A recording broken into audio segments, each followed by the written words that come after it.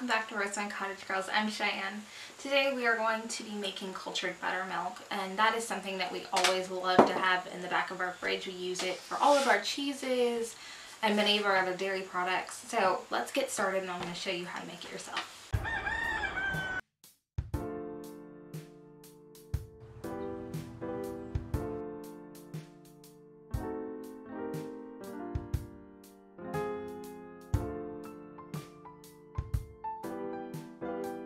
Cultured buttermilk is our substitute for mesophilic cultures, and we use it all the time. So we always have a good jar supply of it in the back of our fridge ready to use.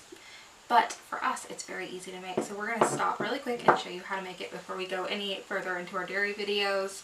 And all you're going to need is a cup of fresh milk and 1/3 of a cup of cultured buttermilk. You can get this at the store. It's just anything that has live active cultures in it is what you're going to want to use, and that is going to reculture our milk and make it a continued line so that you will perpetually have cultured buttermilk to use to culture your cheeses.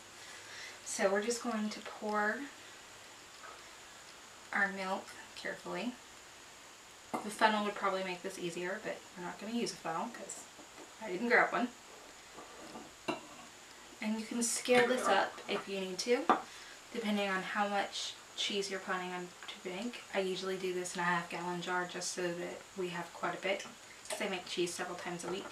And then we're going to add our cultured buttermilk, and we're going to cover this with a piece of fabric where it can breathe and leave it in a warm place around 50 to 70 degrees and just let it culture and sit there. Don't bug it, just leave it alone and let it sit for overnight to 24 hours. And that is going to let your milk build up its culture before you put it in the fridge. Some other ways to do this, including using a mesophilic culture that you've already bought instead of a cultured buttermilk to create your buttermilk. But this is the way that we really like to do it. And it's super simple and easy to replicate, so we will always have that in the back of our fridge if we need to make cheese in a hurry or even sour cream. There's endless uses for it. So if you decide to make it, let us know down below. If you have any questions, we'll try to do our best to answer them. As always, our description has all the links that you'll need for this and some fun freebies and resources, and we'll see you next time at the cottage.